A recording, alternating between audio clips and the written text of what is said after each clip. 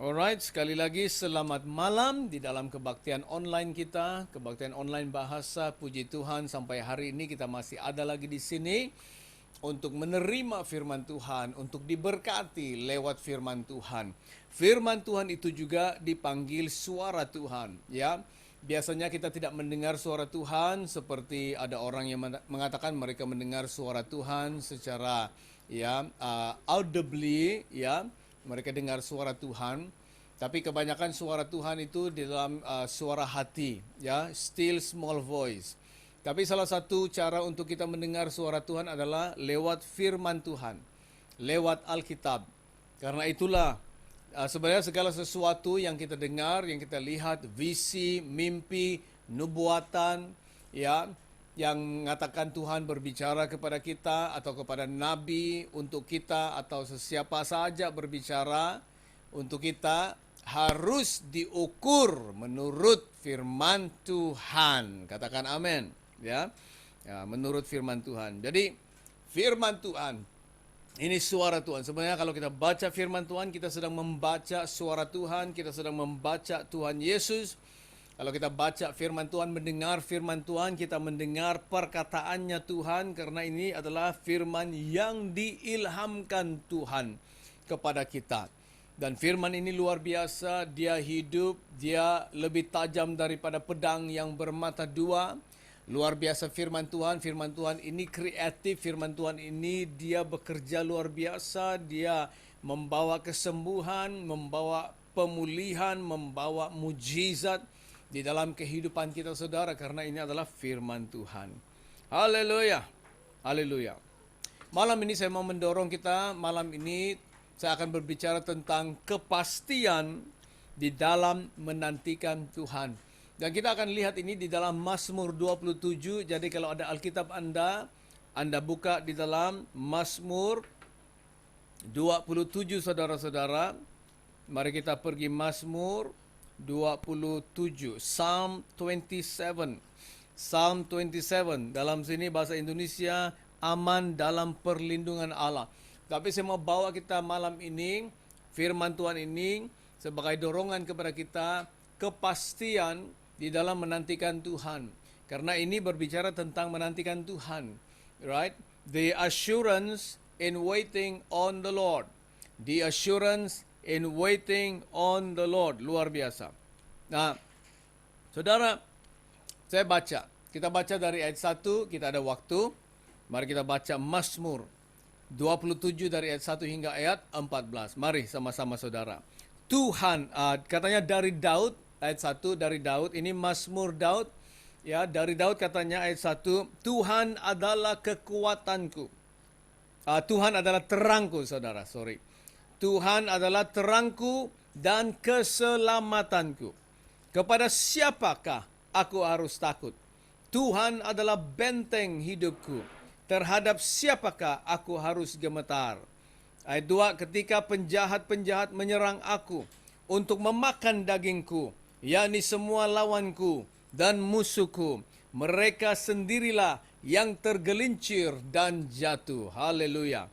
Sekalipun tentara berkemah mengepung aku, tidak takut hatiku. Sekalipun timbul peperangan melawan aku, dalam hal itu pun aku tetap percaya. Satu hal telah kuminta kepada Tuhan, itulah yang kuingini, diam di rumah Tuhan seumur hidupku, menyaksikan kemurahan Tuhan dan menikmati bait-Nya. Sebab Ia melindungi aku dalam pondok-Nya pada waktu bahaya. Ia menyembunyikan aku dalam persembunyiannya di kemahnya. Ia mengangkat aku ke atas gunung batu. 6. Maka sekarang tegaklah kepalaku, mengatasi musuhku sekeliling aku. Dalam kemahnya aku mau mempersembahkan korban dengan sorak-sorai. Aku mau bernyanyi dan bermazmur bagi Tuhan. 7. Dengarlah Tuhan seruan yang kusampaikan. Kasihanilah aku dan jawablah aku. Hatiku mengikuti firman-Mu. Carilah wajahku, maka wajah-Mu ku cari, ya Tuhan. Janganlah menyembunyikan wajah-Mu kepadaku. Janganlah menolak hamba-Mu ini dengan murka. Engkaulah pertolonganku. Janganlah membuang aku, dan janganlah meninggalkan aku. Ya Allah, penyelamatku. Sekalipun ayahku dan ibuku meninggalkan aku, namun Tuhan menyambut aku. Tunjukkanlah jalan-Mu kepadaku, ya Tuhan, dan tuntunlah aku di jalan yang rata oleh sebab seteruku. Janganlah menyerahkan aku kepada nafsu lawanku, sebab telah bangkit menyerang aku saksi-saksi dusta dan orang-orang yang bernafaskan kelaliman. Sesungguhnya aku percaya akan melihat kebaikan Tuhan di negeri orang-orang yang hidup. Nantikanlah Tuhan, kuatkanlah dan teguhkanlah hatimu. Ya, nantikanlah Tuhan. Saudara, Mazmur ini luar biasa kalau kita selidiki. Ini memang Mazmur Daud.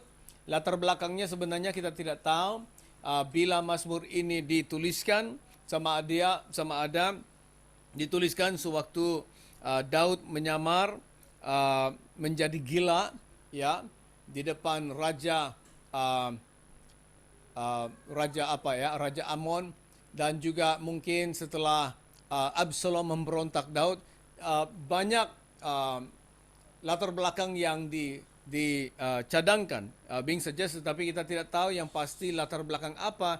Namun kita pasti bahwa Daud ini, waktu dia menuliskan Mazmur ini, dia bersaksi bahwa dia ada keyakinan, percaya, dia ada kepastian saat dia menantikan Tuhan atau percaya Tuhan. Ada terjemahan lain yang berbicara tentang ayat 14, katanya nantikanlah Tuhan. Maksudnya lain, sana terjemahan lainnya katanya menantikan Tuhan itu maksudnya tinggallah di dalam Tuhan. Stay, wait on the Lord, ataupun stay on the Lord, maksudnya tinggallah di dalam Tuhan. Karena kalau kita menantikan Tuhan tapi kalau kita tidak tinggal di dalam Dia, kita tidak tetap di dalam Tuhan, tidak ada gunanya saudara-saudara penantian kita di dalam Tuhan. Karena kita tidak mau tinggal di sana dan kita tidak percaya bahwa Tuhan itu mampu melakukan sesuatu yang luar biasa. Tuhan itu mampu meluputkan kita. Tuhan mampu memerdekakan kita. Jadi kalau kita menantikan Tuhan tetapi kita tidak tinggal di dalam Dia, sama saja seperti kita tidak percaya. Nah, bagaimana kepastian ini terjadi?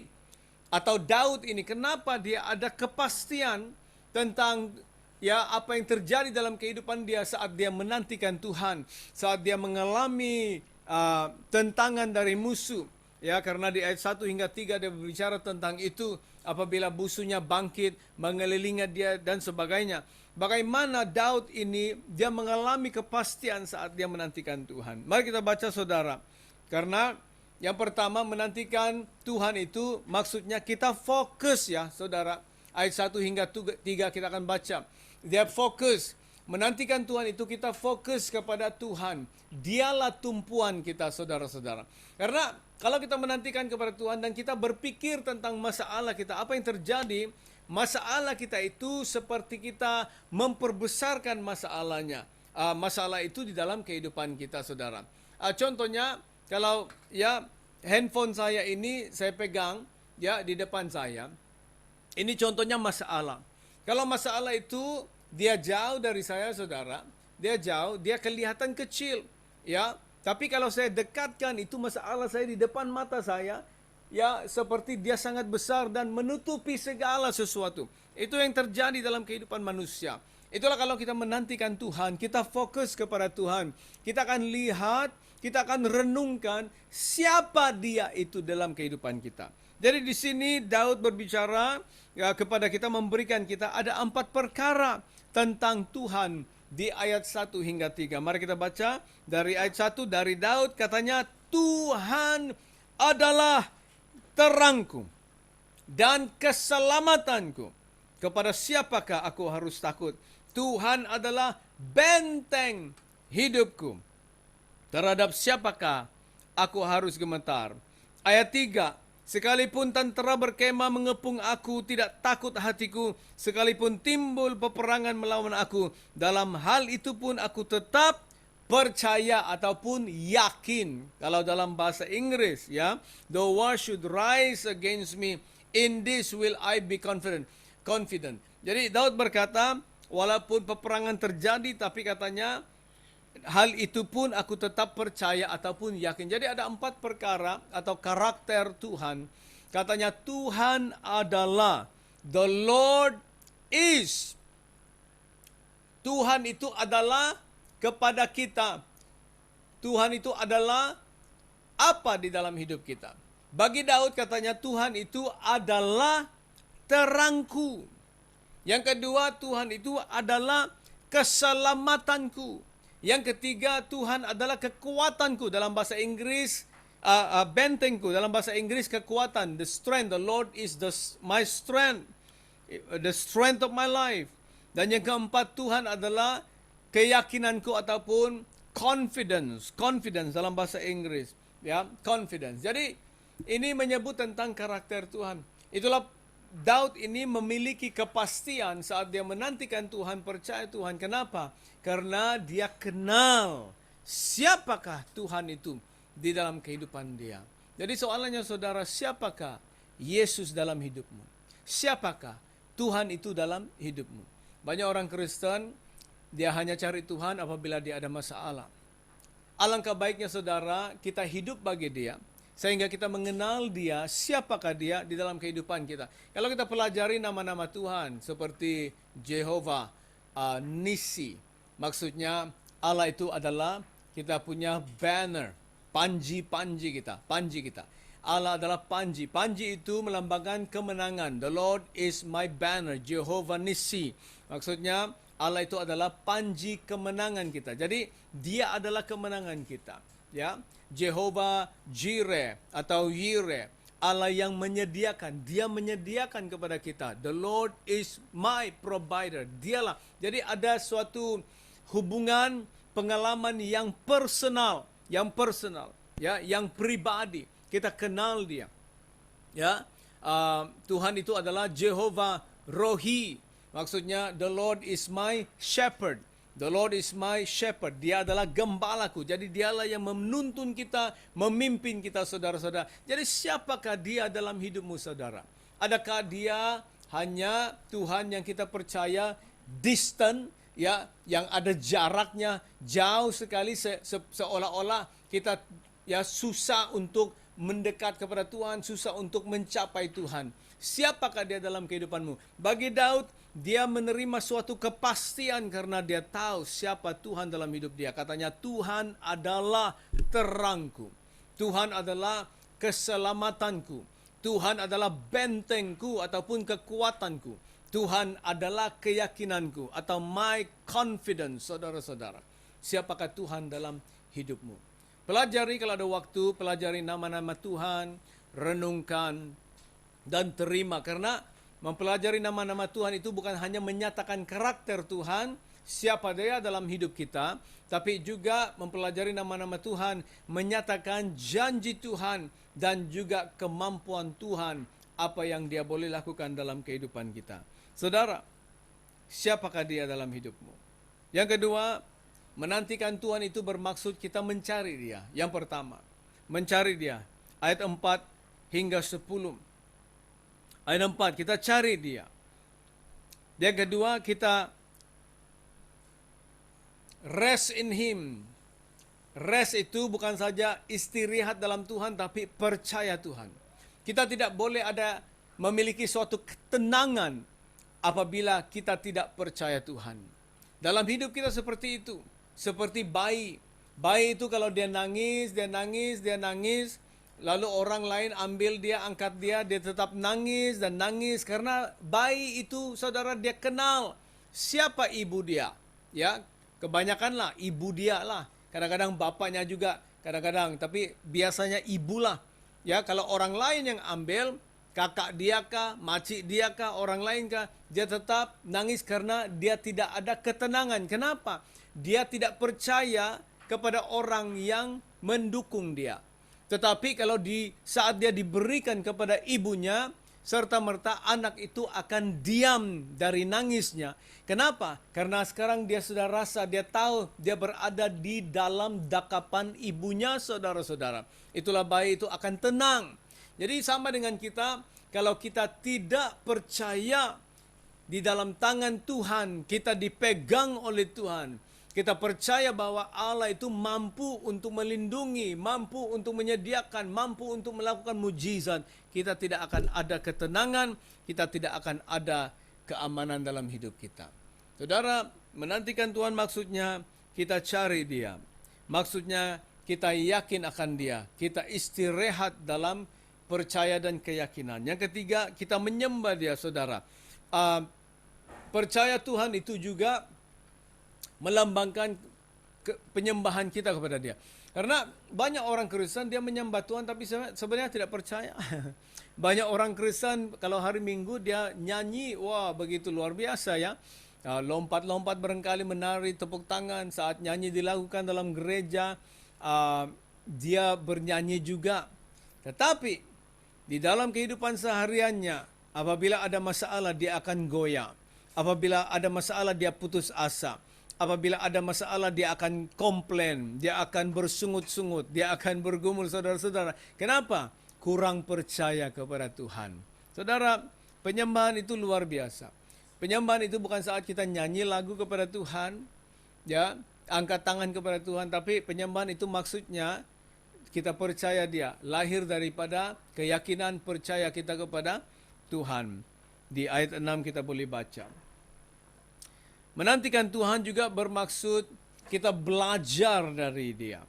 Ayat 11 katanya, tunjukkanlah jalanmu kepadaku, ya Tuhan, dan tuntunlah aku di jalan yang rata oleh sebab seteruku.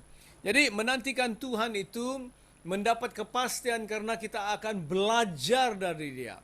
Kita minta Tuhan, nyatakan Tuhan, nyatakan Tuhan, nyatakan jalanmu kepadaku.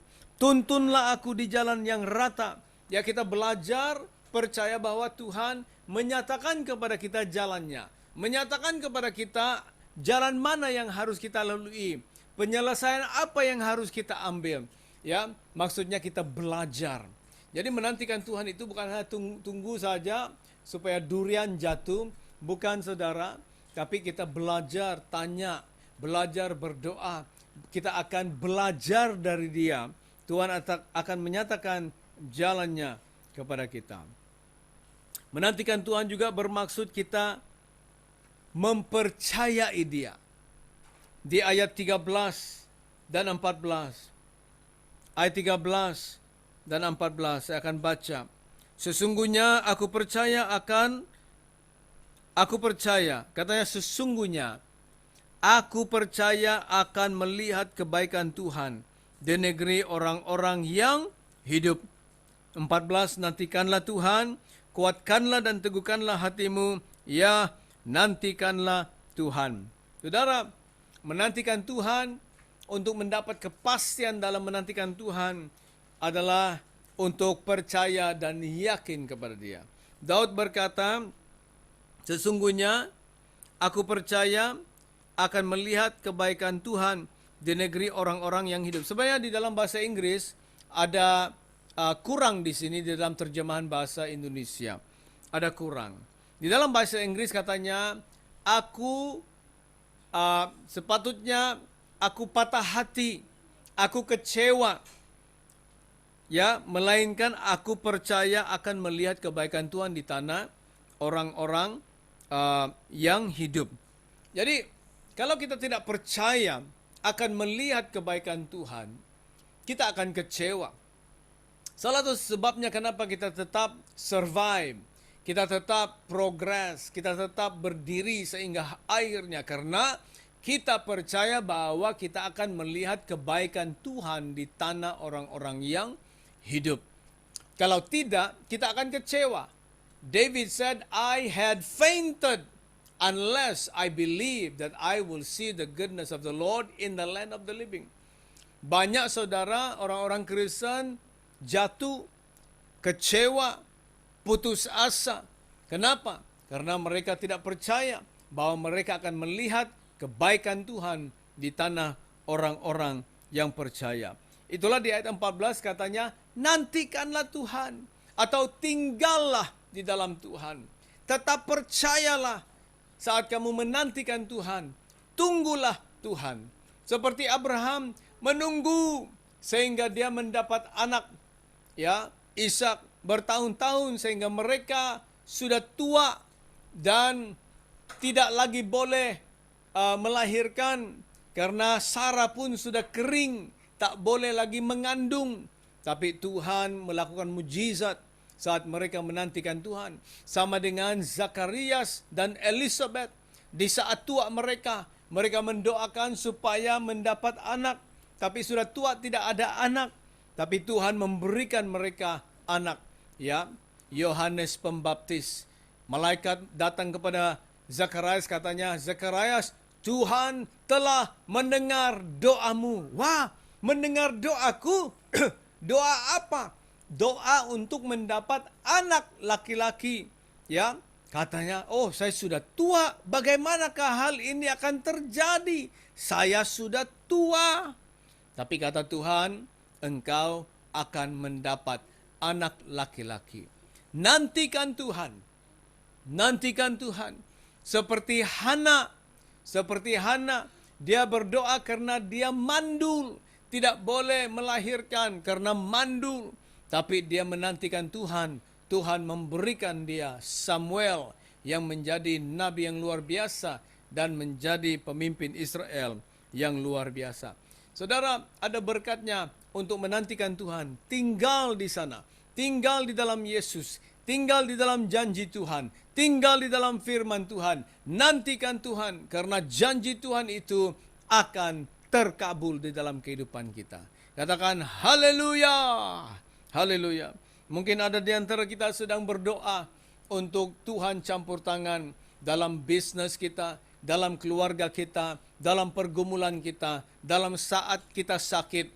Mungkin ada yang terlantar di hospital, mungkin ada yang terbelenggu, mungkin ada yang sudah masalah bertahun-tahun. Saudara, nantikanlah Tuhan, tinggallah di dalam Tuhan, karena Tuhan itu kita boleh percaya, Dia mampu melakukan mujizat di dalam kehidupan kita.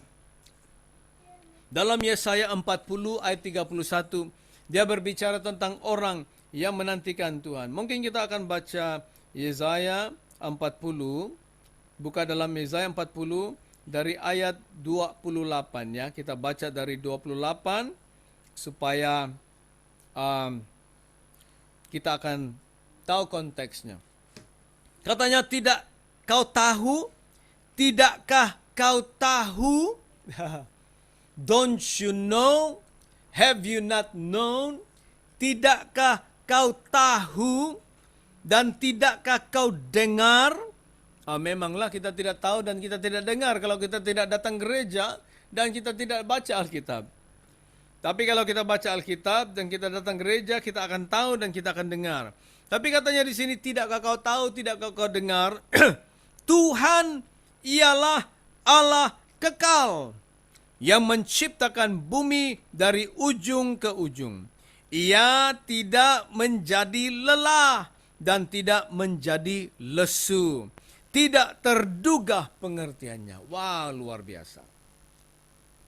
Ayat 29, Dia memberi kekuatan kepada yang lelah dan menambah semangat kepada yang tiada berdaya. 30. Orang-orang muda menjadi lelah dan lesu, dan teruna-teruna jatuh tersandung. Tetapi orang-orang yang menanti-nantikan Tuhan mendapat kekuatan baru. Mereka seumpama Raja Wali yang naik terbang dengan kekuatan sayapnya. Mereka berlari-lari dan tidak akan lesu. Mereka berjalan dan tidak menjadi lelah. Luar biasa. Mereka akan terbang seperti Raja Wali. Katanya di sini, saudara-saudara. Ini gambaran tentang Raja Wali, atau di sini kita panggil helang. Raja Wali, the eagles. Raja Wali yang tua. Biasanya mereka akan naik ke atas gunung batu Dan sampai di atas gunung batu mereka berjemur di bawah matahari sambil mereka mencabut bulu-bulunya yang tua sehingga dia botak, saudara. Sesudah itu dia akan juga mencakar batu sehingga kukunya itu tercabut. Dia juga akan patuk batu itu dengan patuknya supaya patuknya tertanggal. Dan setelah itu terjadi, dia akan tunggu di sana di bawah matahari berhari-hari, berminggu-minggu, sehingga tumbuh kembali bulunya, saudara, sehingga tumbuh kembali patuknya dan juga kukunya, saudara. Dan itulah katanya dia menjadi baru, renew in the strength, sehingga dia akan terbang kembali, ya, naik terbang burung Raja Wali. Ini satu gambaran kehidupan orang Kristen. Kalau kita belajar menantikan Tuhan, kita akan mendapat kekuatan yang baru. Tuhan akan memperbaharui kita. Berkat akan terjadi dalam hidup kita saat kita menantikan Tuhan. Saudara, nantikanlah Tuhan dalam hidupmu karena ada kepastian di dalam menantikan Tuhan. Haleluya. Saudara, saya mendorong Anda, mungkin Anda berada di saat pergumulan, berdoa untuk sesuatu terjadi, nantikanlah Tuhan. Mungkin untuk keluargamu, untuk bisnismu, nantikanlah Tuhan. Pasti Tuhan akan campur tangan. Katakan amin. Haleluya. Oh, haleluya. Haleluya. Mari kita berdoa. Terima kasih Bapa di surga. Engkau Allah yang sungguh luar biasa. Terima kasih karena janjimu. Saat kami menantikan Engkau, Engkau memberikan kami kekuatan yang baru. Engkau adalah Tuhan terang kami, keselamatan kami, kekuatan kami, keyakinan kami. Terima kasih Bapa di surga. Haleluya. Dengarkanlah doa anak-anak-Mu. Campur tanganlah dalam hidup kami Tuhan. Engkau berilah kebebasan, kemerdekaan, kesembuhan, mujizat, pemulihan di dalam nama Yesus. Bapa, terima kasih. Terpuji namamu. Di dalam nama Yesus kami berdoa. Amin dan amin. Saudara, Tuhan berkati. Nantikanlah Tuhan dalam hidup Anda. Shalom, dan kita akan jumpa lagi.